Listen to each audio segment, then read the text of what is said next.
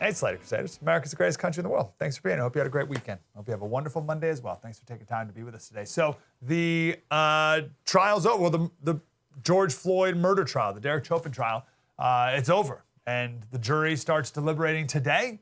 And we'll find out this week, probably. Again, starts today, the deliberation does. Could take 4 hours like it did with the O.J. Simpson trial. Could take all week. But get ready for there to be major rioting in cities across the country, that's for sure. Especially, of course, if Derek Chauvin is acquitted, which he very well might be. We plan on giving a full review of the trial on tomorrow's show so that you can be prepared for when the verdict does come down and when friends of yours and everyone online freaks out, oh, how could this have happened? Well, they didn't watch the trial. That's why they don't know how this could have happened. They didn't watch it. But you'll know the true story. We'll do that in great detail tomorrow. California Congresswoman Maxine Waters, she said yesterday, manslaughter's not good enough. Manslaughter's not good enough. It needs to be guilty, guilty, guilty, first-degree murder. And then she was asked what protesters should do if Derek Chauvin is in fact acquitted. Here's what the Congresswoman said. And we've got to get more active. We've got to get more confrontational. We've got to make sure that they know that we mean business. But Trump was inciting violence at the Capitol, remember? When he said we need to peacefully march to the Capitol. So we already got Democratic politicians fanning the flames here.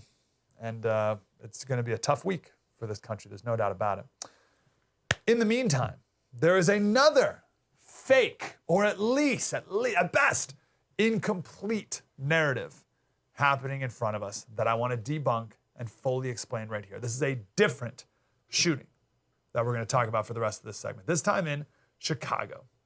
It happened March 29th, but the videos were just released, I think, on Friday.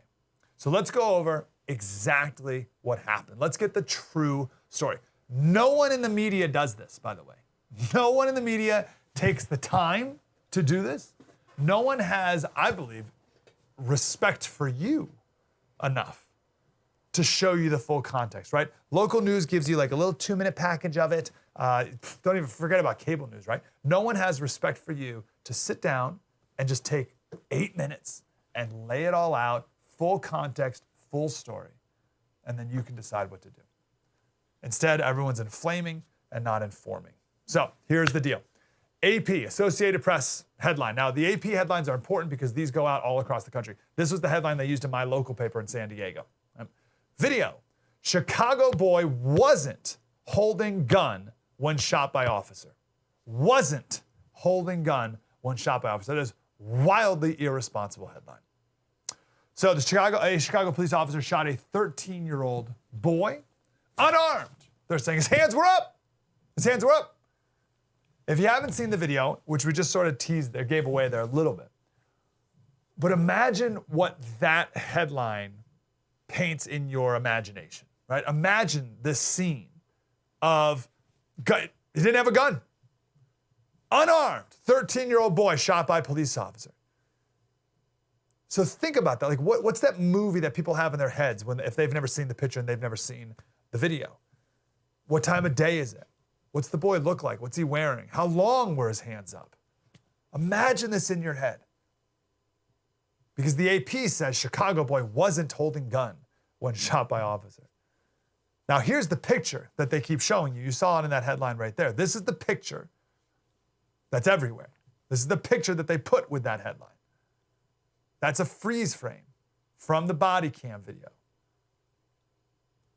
So you see that, and how do you feel? How does that picture make you feel? Angry, right? Angry at the police officer. That's their goal. So, what really happened? What's the true story? March 29th, it was a Monday morning, 2:30 a.m. 2:30 a.m. on a Monday morning. This is the first of 2 911 calls. Again, 2:30 in the morning. No one's playing these. Here it is. Chicago Emergency Sampler. Yeah, there was about 7 or 8 gunshots fired on the 2300 block of South Sawyer. 2300 block of Sawyer? Yeah, I'm hearing a lot of commotion right now. Did you see anything? No, I just heard it. Okay, that's one. Here's the second one just a couple seconds later. Chicago Emergency, Travis. Hi, I just heard gunshots coming from like Cermak and Kedzie. You said Cermak and Kedzie? Yeah. But how many shots did you hear? They sounded like a lot, more than 5. Okay, there were 9. So Chicago has these detectors, these like gunfire detectors all over the city that can pick up the audio of gunshots. So we have the recording of that too, but it's 9 shots. Boom, boom, boom, boom, boom, boom, boom, boom, boom, that fast. Okay, so woke people up, 2 people called 911. Right? So police respond as we want them to, right? Imagine if you live around that area and just gunshots popping off, you would call the police, you'd want the police to come. So they did. So one police officer, there's actually 2 in the car, they see 2 people in a dark alley. Right? So the officer gets out of the car, tackles the first guy. Turns out to be 21 years old, that first guy who he tackles. When he does that, the other officers who are with him, here it is, yep. So the car's pulling up, sees the 2 people, gets out of the car. There's 2 officers, there's one on the passenger side as well who gets out at the same time. This guy comes, tackles the 21-year-old, boom, and then keeps moving. Now, right when that happened, the other officer, a female officer, gets on top of the guy who fell over and detains him right there. That 21-year-old did not resist arrest at all. He was handcuffed, no problem. He's alive today. Right? When he knocked that guy over, that 13-year-old, we now know he's 13, ran away. Okay? Here's the video of that. Now, before we play it here, first, it starts off with no audio. I don't know why the body cams are like that. There's no audio for the first part of this, and then the audio kicks in. I don't know what the deal with that is. The reason I want to show this to you, and the takeaway, for me at least, was how fast this happens. All right, again, this is 2:45 in the morning now. It took about 10 minutes to respond. It's 2:45 in the morning. It's black. It's dark alley. Before we play the video, actually, guys, can you put the picture up one more time? Put the picture up that the media is showing, okay? That's all you're seeing. Now, when I see that, I think, okay, this officer came up on the guy. The kid had his hands in the air for a couple seconds, and the officer shot him. So let's see how fast this actually happens. So officer, not the first guy over. He's detained, just keeps going, runs after the other guy who turned out to be 13. Watch how fast this happens. Please stop! Stop right now! Hands! Show me your hands! Stop it! Stop it! Shots fired! Shots fired! Get an ambulance up here now! Look at me! Look at me! Look at me! You all right? That's how fast it is. It's that fast. We have all the full video, if you'd like to see it all, on our website, mikeslater.locals.com. You can watch the full video there. And 911 calls and everything. We have it all on the website, mikeslater.locals.com. We have all the body cam footage of all the officers and everything. When the AP says, the Associated Press says, Chicago boy wasn't holding gun when the officer was shot, what they don't show you, what they don't tell you, is that 13-year-old, as he was running away down a dark alley, as officers were called with shots fired. They don't tell you about this, now we know 13-year-old, running, stops, pulls a gun out of his pants. As it's coming up, he tosses it to the side of the fence, behind the fence, and then puts his hands up. Pulls the gun out of his pants.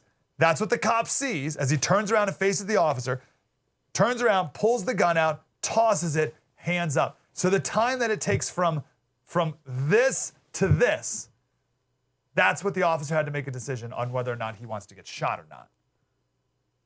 And the media takes, they don't show you any of this. They don't show you the run. They don't give you any context as to why police were even called in the first place. So they don't show you this, they don't show you this, they don't show you this, they don't show you this, they show you boom, that. That is a freeze frame of a microsecond.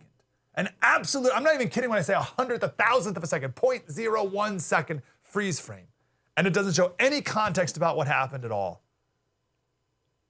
As he pulls, and they don't tell you that he did have a gun on him, as he pulled it out of his pants and tossed it behind the fence. So you're a police officer. Imagine you're that police officer. You think you could react better? Now watch this, it gets worse. CBS News, we just talked about CBS last week, 2 weeks ago, with the 60 Minutes piece they did about DeSantis, deceptively editing that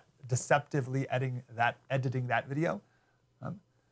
They actually did share that police body cam footage. Now, they didn't give any context or anything like that, but I'm going to play it for you here. So the video is this big. They cut out the right-hand side of the video. So you can't see any of the 13-year-old boy's name's Adam Toledo. You can't see any of him turning around, pulling his gun out, throwing it. They don't show you that. They cut that part out. Look at this. Stop! Stop right now! Hey, show me your fucking head. Stop it! Stop it! So they cut all that part out, and then the body cam pans back over, and you see him with his hands up. But they don't show you anything before. It's there. We just showed it 4 minutes ago. The full footage is there. They cut it out. So it looks like the boy was just standing there the whole time with his hands up. Isn't that amazing? So, and CBS has had, they said he appeared to comply with orders. That's how this is being spun. He complied with orders to raise his hands. Yeah, sure. They don't talk about pulling the gun out. That is intentionally inflammatory behavior from our media. These people are enemies of the people. No doubt about it. The true story is the media and people like Maxine Waters are inflaming a race war in this country. So coming up next, while there's thousands, the Henry David Thoreau quote that we share all the time, while there's thousands hacking at the branches of evil, there's one striking the root. I want to come back and strike the root. What's causing all this stuff? How do we fix it? No one wants to strike the root. The mayor of Chicago comes out and says, maybe we should stop doing police foot chases. Yeah, like that'll solve the problem. We'll talk about the real root next. True story, Mike Slater, by the way.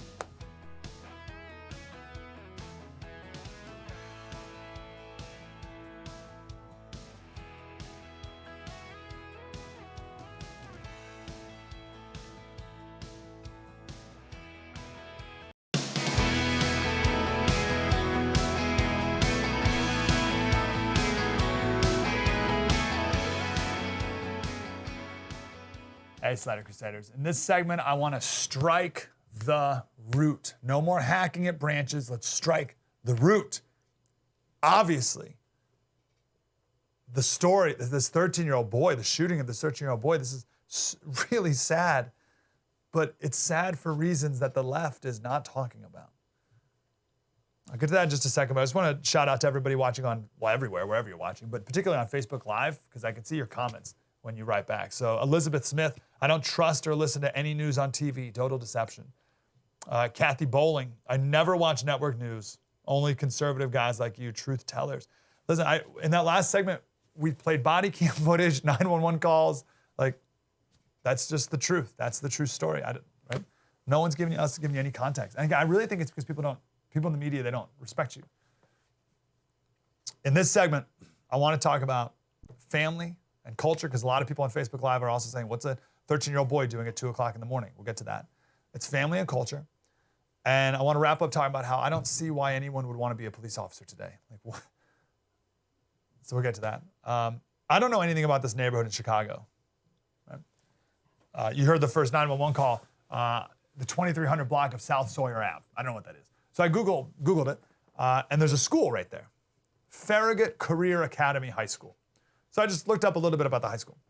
The demographics of the school, it's mostly Hispanic neighborhood. Reading proficiency, 6%. Math proficiency, 6%. Are you with me? That means only 6% of kids can read and do math at this school. 94% of kids. If you lined up 100 kids in that school, 94 of them cannot read. And that those 6 who can, they're just proficient. They're not like quoting Shakespeare, right? It's not a super high bar to reach. 94%. These are a horrific school. And by the way, the Illinois state average for math proficiency is 32%, and reading's 37%. So that's the entire state, right? Now, it's like a good school is you get maybe half the kids can read, right? Now, I'm sure that that average is because it's better outside of Chicago. So just imagine what a wasteland of Chicago's minds and of kids' minds and souls it is inside of Chicago. You with me? What an absolute wasteland of children's minds and souls. There's 3,600 schools in the state. There's only 200 worse than this particular school. So that says a lot about the neighborhood. It says a lot about parental involvement. It says a lot about poverty. It says a lot about hopelessness and lack of opportunity and gangs. This story for me is about how we've sunk to such a depraved level in our culture where 13-year-olds are walking around at 2 o'clock in the morning firing shots off. We still don't know why. No, I haven't heard anyone ask why those 9 shots were fired. Who were they fired at? Why were they shoot him in the air? Did they shoot him at a person? Did they shoot him in a car? Why were there 9 shots? And it was pop, pop, pop, pop, pop, pop, pop, pop, pop. Why? What happened? What was the intention of that evening for these two? Don't know. It's such a breakdown of the family, a breakdown of conscience, a breakdown of society. Like this is a cultural and societal breakdown. And it's not just this kid, right? It's not just this kid. It's nonstop all day. It's 96% of the kids, 94% of the kids at the school can't read. What kind of life do you think they got set up for them? They're off to bigger and better things once they graduate? If they graduate, no way. And no one's gonna strike the root. No one strikes the root because we gotta be like the mayor. We gotta be like Lori Lightfoot, the mayor of Chicago, who says, well, we have a long history of police violence in the city, and maybe we should stop police chases by foot. Okay? That's where we're at. That's great. All a criminal needs to do after shooting 9 rounds in a neighborhood in the middle of the night, cops show up, just run. Just run, and the cops will let you go. That'll solve everything, Lori. Thanks. The tributes are coming in to this boy, and apparently his nickname is Lil Homicide. Lil Homicide. And Baby Diablo.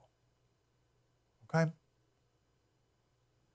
All these pictures of him acting like a thug. And I want to emphasize acting like a thug.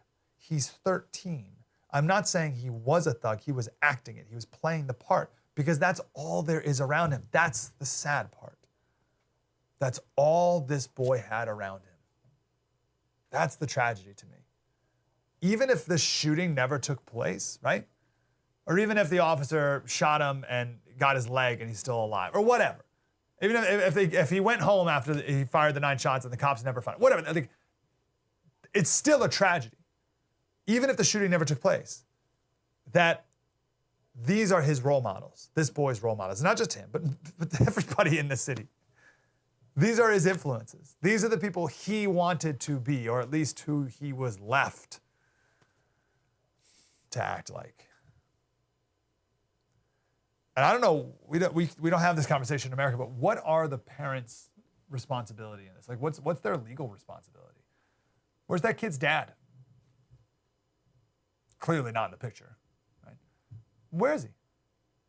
Can he be arrested? What's the legal, like we know the moral blame that the father holds. What's the legal blame? Could we have that conversation in America again, perhaps? What responsibility, what legal responsibility does a dad have for abandoning his children?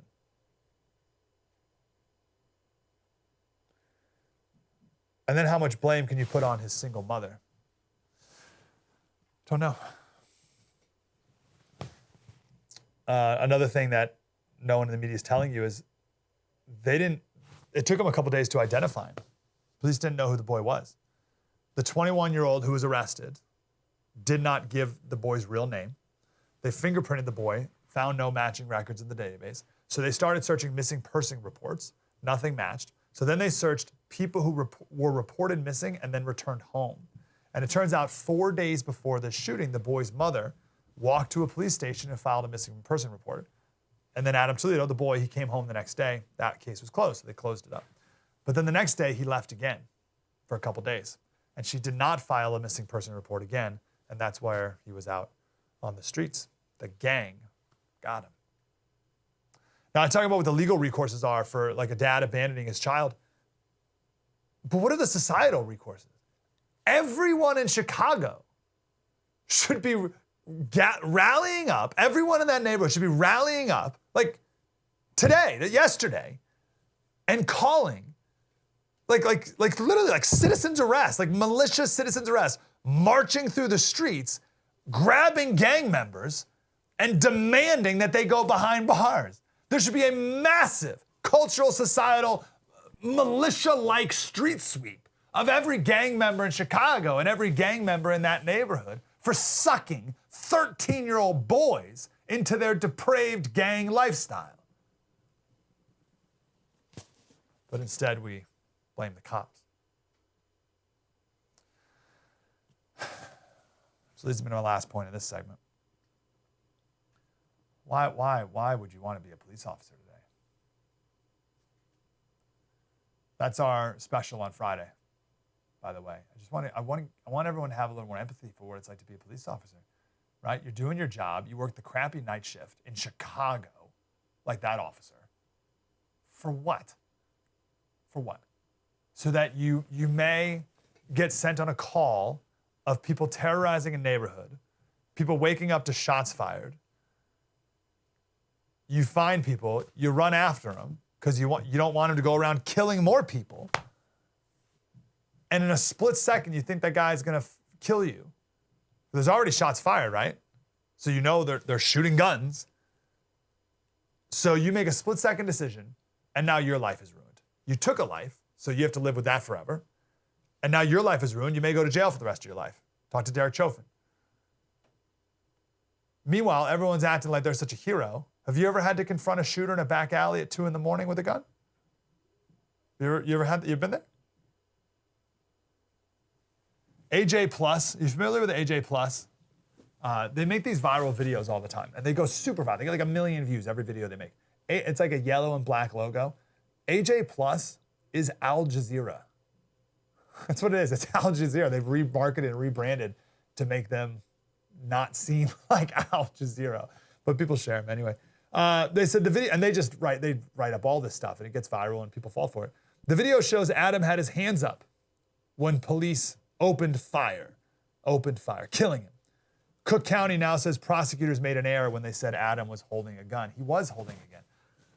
And that's the thing. People are going to say, oh, he was complying. No, he ran away, turned around, pulled a gun out of his pants, and for a split second, right? Like the gun in his hands, maybe like for like a millisecond, not in his hand, boom, that's when he was fired. And now it's like, oh, he didn't have a gun in his hands. No, he had a gun in his hand a thousandth of a second before he was fired. On. Gosh, I hate it that people's emotions are being played so hard by the media. And people you're gonna keep oh, he was complying. No, he wasn't. So why would anyone want to be a cop today? I had on my radio show, we had many, 4 or 5 former police officers call in and say they're glad they're out and they would not suggest their kids get in the police force. There won't be a police force to defund soon. And law-abiding people keep losing the most. You know, the law-abiding people who are asleep, awoken by 9 gunshots. No businesses are going to move to town. Why would a business move to that town? Why would you move there? Right? You have no one to hire, right? Because no one can read or do math. And you're just in a poverty-stricken area, and criminals everywhere, and cops aren't going to do anything because all they have to do is run away, and the criminals get away, right? So no business is going to move to town. There's no jobs. No opportunities, which means more gangs. It means more absent parents. It means the cycle continues. And the spiral gets worse. The spiral of hopelessness gets worse for people in these areas. And there's no cultural push to fix it. The gangbangers win again. And what's amazing, like these are generations of bad choices. Right? These are generations of poverty, generations of failed schools, giving kids no hope, generations of culture, leading kids down the worst paths imaginable. And we're not even close to wanting a solution, let alone identifying a solution. Are you with me? So I guess it's like we could do something or identify the thing that needs to be done, We're not even identifying the thing that needs to be done. We're not even wanting a solution as a culture. People in America don't even want the solution, let alone identify the solution, let alone actually done anything to fix the problem. And maybe even worse than that, if you suggest what the right solution is, you're called a racist. If you say, hey, we need to really strike the root of this issue, racist. Oh, you're blaming the victim. So you're not even allowed to get near a solution to this. So everyone, knock it off. Let's get to the root of it. It's absent fathers, toxic cultural influences, and a lack of priority in education. I'll say it again. It's absent fathers, a toxic culture, and lack of education. You want to fix this? You want to solve this? Strike the root. It's your story. Mike Slater. Coming up next, talking about packing the court and D.C. becoming a state. Crazy. It's next. Spread the word.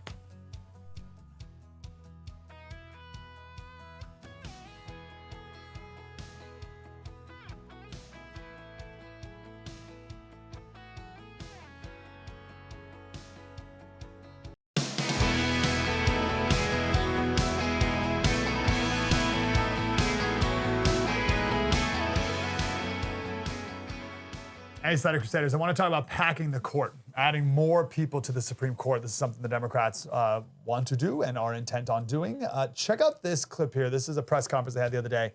This is Senator Markey from Massachusetts.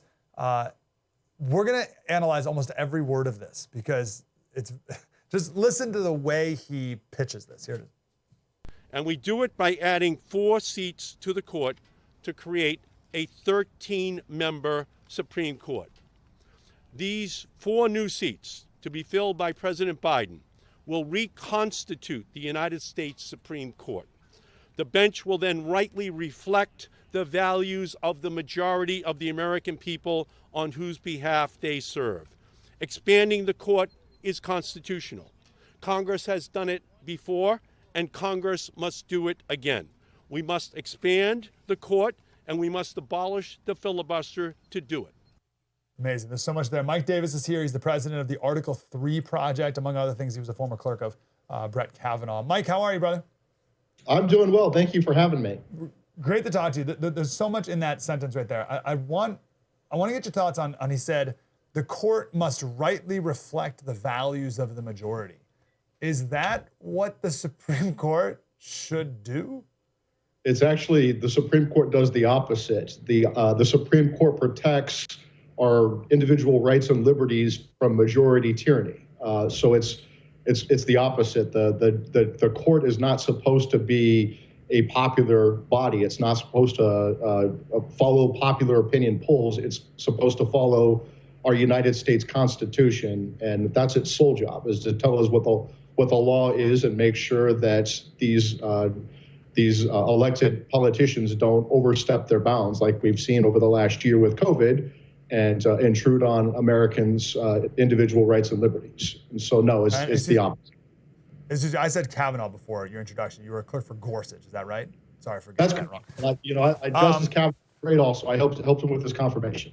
That's right. I really want to hit that point one more time.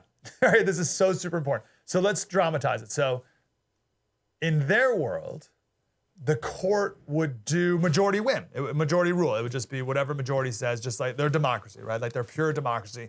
The court just affirms whatever the values of the majority are, how you can even ever determine that.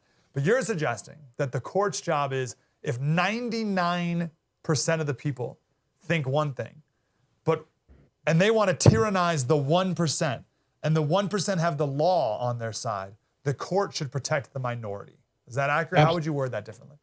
That's absolutely right. The job of the Supreme Court and the lower federal courts is to protect everyday Americans from majority tyranny, including government overreach by of the elected branches of government.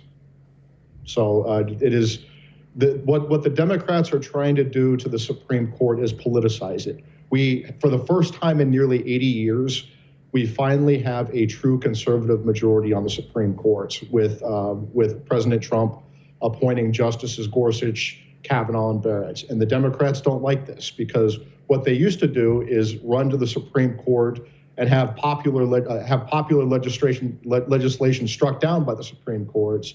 And now that they've lost control of the Supreme Court, they want to pack the Supreme Court. We've had 9 justices on the Supreme Court since 1869, more than 150 years ago, right after the Civil War. FDR tried to pack the Supreme Court and it blew up in his face, even at the height of his popularity.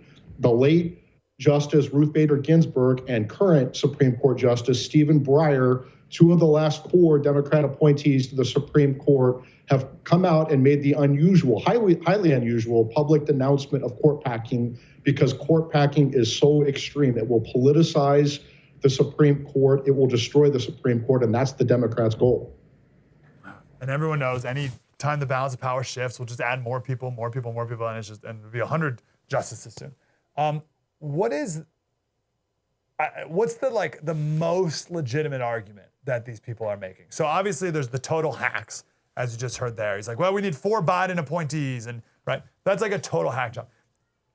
Is any of them is there any semblance of truth, right? Like I've heard something about like, well, we need more circuit or district courts. I don't even know the right terminology, right? We need more circuit courts, and we should have 1 justice per circuit court or something. Is there any legitimacy at all? No, there is no legitimacy to pack in the Supreme Court. Some people on the left are trying to make a more intellectual argument about population growth. Well, we've had population growth during the entire existence of our republic, and we've had a relatively stable number of justices, anywhere between 6 and 10. So this idea that we need to, essentially add 45% more justices to our Supreme Court now, when Joe Biden is the president and the Democrats control the Senate, it's just disingenuous. This is a pure political power grab by the Democrats. There's nothing more to it. They want total control. And the only thing that's stopping them from total control are 5 justices on the Supreme Court. Yeah. And I love the Nadler clip. They're so good at marketing. He said, we're not packing the court, we're unpacking the court. And I'm afraid people are going to fall for that. Let's transition over to D.C. statehood. So what's the goal here with turning D.C. into a state? The goal is simple. They want to add 2 more Democrat senators because they want to pad their majority. They want to pass H.R. 1 to make it very easy to commit voter fraud. And so then you can guarantee that Republicans never win elections again. They want to add D.C. as a state, maybe Puerto Rico, hell, maybe Guam, the Virgin Islands. I don't know where it stops.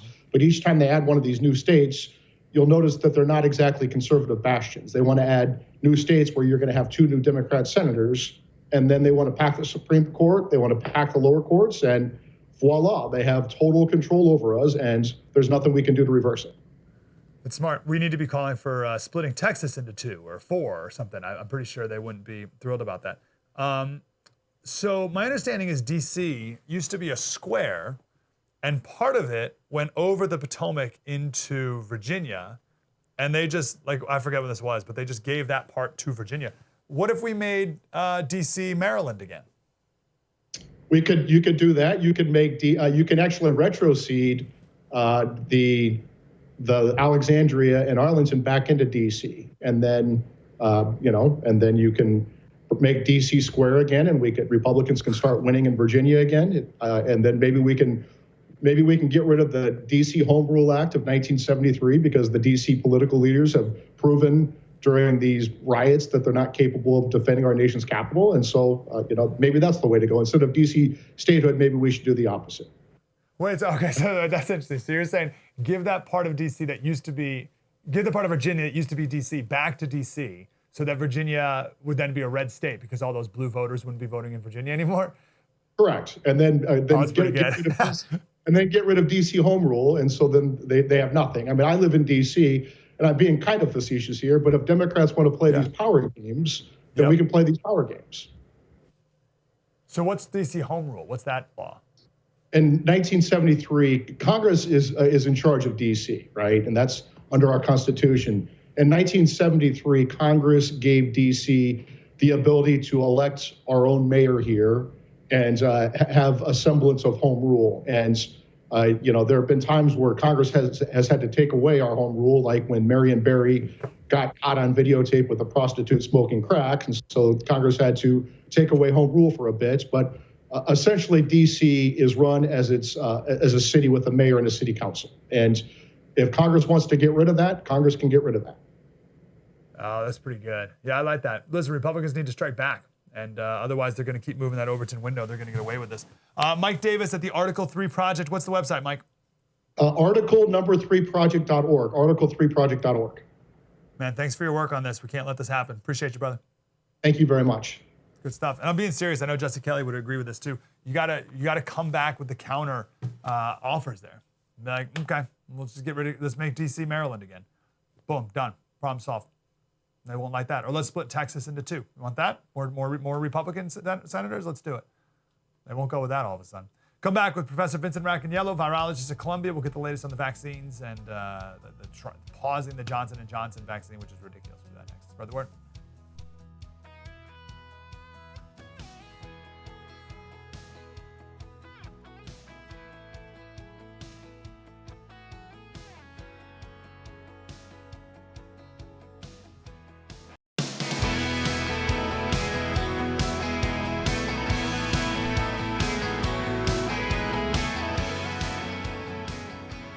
Hey, Slater Crusaders. Some of the vaccine news this last week is just driving me out of my mind. We got to talk to the professor. Professor Vincent Racaniello from Columbia University, professor of virology. Professor, I'm a little annoyed, sir, and I'm grateful you're here. I know we touched on this last week, but it just seems so crazy to me that people stopped the Johnson & Johnson vaccine distribution because 6 people got blood clots. I'm just so amazed that, and I'm so discouraged that that's going to cause so much vaccine hesitancy. And it's so unnecessary. Can you walk me off that ledge here a little bit? Well, the reason that they did, Mike, because, well, first of all, AstraZeneca had similar side effects in a small number of people. Same kind of clotting, same thing going on. And then all of a sudden it happens with J&J. And remember, they're both adenovirus. They're different adenovirus vaccines. The AstraZeneca is the chimpanzee. The J&J is a human adenovirus.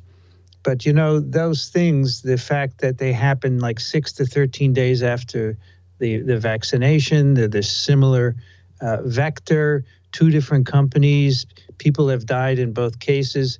I think all of that coming together made it necessary for the U.S. to pause on the J&J and figure out what's going on here. And so this is one case where, again, it's hard to prove causation, but I think since one person died in the U.S., we need to stop and make sure nothing's going on that's going to cause further death.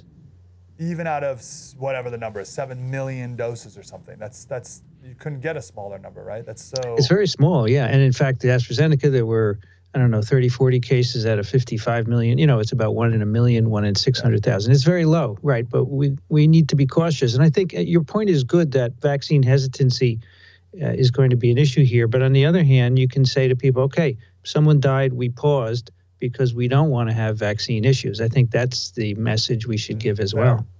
What is the science? Like, what's the connection between how an adenovirus could cause blood clots?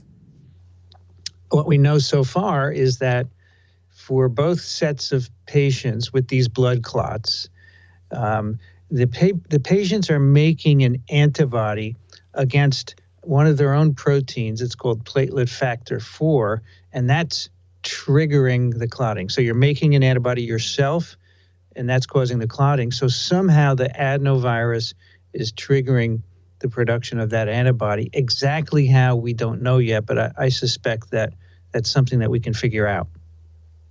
So it triggers the creation of an antibody that does what? That's what clots your blood, or that? Yeah. So the antibody binds to platelet factor 4, which is a protein involved in clotting, and that triggers the clotting to happen. And the real key is, why is this antibody being made? So we know that people make this antibody under other conditions. Somehow the adenovirus infection is triggering it, and that's what we need to sort out. And is that triggering help in any way with COVID, or is this a side effect that happens. It's a side effect. It has nothing to do with COVID. COVID itself causes blood clots, but not clear that it's the same kind of mechanism involving this platelet factor 4. So the thing that the vector is doing is not beneficial at all for COVID. That's clear. Okay. Does it happen right away? Like, should someone stick? Is that why people stick around for an hour or whatever it is, even 10 minutes to see? No. Or is this something that happens days later? It happens like 6 to 13 days after you're getting infected, which is correlating with antibodies being made, So, no, you're not going to be picking it up in your 15 minutes, 30 minutes after the vaccination, unfortunately. But now we know that this is the time window. And there are a few people who are still within that window. I think April 25th, the last of the people who got the J&J vaccine in the U.S. will be through that window. So we'll see the total number of cases, if there are going to be any more. Maybe you could take your virology hat off and put your epidemiologist hat on. So I'm actually traveling to Michigan this week, of all places. Wow. I got a speech to give.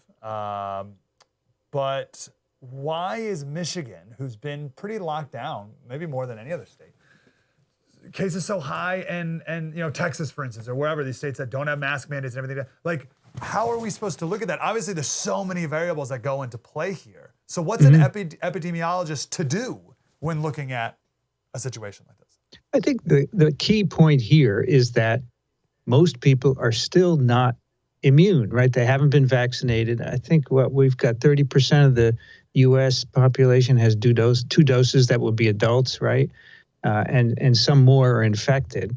But we're still below the number that we need to stop transmission. So there are a lot of people who are still susceptible to infection, no matter where you go. And that's the key. So it shouldn't be surprising that we're getting more infections. Now, the good news is there's far less death and hospitalization than there was before. So the number of deaths a day are lower. But there are just simply a lot of people who can be infectious. So Michigan, you say they're locked down, but, there are a lot of college students in Michigan, and I'm sure they like to hang out. And that's how it happens. People not wearing masks, being too close together. So there's nothing magical.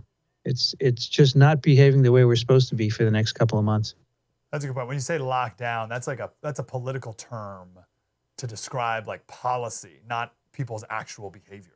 That's right. Those are two exactly. very different things. Yeah, I'm glad you put it like that. Third dose of Pfizer. Heard some talk about that. A necessary thing, or is that big pharma trying to rob our pockets, Professor? It would be too transparent for them to be doing that, right? Without some evidence. So, for all the data say that the 2 doses are great. So I don't know what you'd need a third dose, unless you want to change it slightly in case you worry that there's some variant around that doesn't do well. But I don't particularly see it as being necessary, no. Professor, the microchip that Bill Gates inserts into you via does that travel through your body, or is that a stationary microchip? Let me show you mine right here, my own. So it's like I wasn't sure if it was a microchip like in a credit card, like the chip it's thin, or if it's more like a pill that travels. I don't know. So let me know when you know. You know, Professor. Okay. Read an article in Slate, which is more of a left-leaning publication, and they wrote a controversial article for their political audience, saying that masks are not necessary outside, and this is starting to gain some steam in the media as well. What are your thoughts on masks outside? Oh, I think I wear masks all the time. When I go walk into my office in New York, I wear a mask. Why? Because I pass people, and sometimes they stop, and sometimes there's a cluster of people, and I have to get through it. So, yeah, wear masks. Now, if you're going to be 100 feet away from people, and you can guarantee that you're going to be 100 feet away, it has to be greater than 6 feet, I understand, and you don't have to wear a mask, but I think you just leave it on in case you encounter anyone. So that's the way I look at it. It protects against encounters that are unexpected outside. Professor, we got about a minute. Any important things we're missing that everyone in the country's missing? So I think a really interesting point now is that with the many millions of U.S. that people have been vaccinated, there have only been less than 6,000 what we call breakthrough infections. That is, you get an infection after like 14 days, and that's really good. And all of those were mild, which is exactly what we expect for a vaccine that's going to prevent severe death. So this vaccine's working, and as soon as we can get it into more people, we'll be way better off. I've been pushing this point you made last week, and I want to make sure I get this right, that getting COVID, and the media will say, I don't know what the word they use, like infected, right? But that's different than getting sick, which is different than going to the hospital, which is different than dying, right? That's right. That's right. That's right. We want to prevent getting sick enough to go to the hospital and dying. That's all really that's important. Everything else we can deal with. Yeah, very good. All right, Professor, wonderful to talk to you. Microbe.tv, talk to your experts about the microchips, and we'll get the we'll get the latest on that, Professor. Appreciate your time, sir. Thank you. For the record, for the record, there are no Bill Gates microchips in the vaccines. I want to make sure everyone gets the joke. I don't want to put the professor in trouble now, as he's on a show that's advocating for.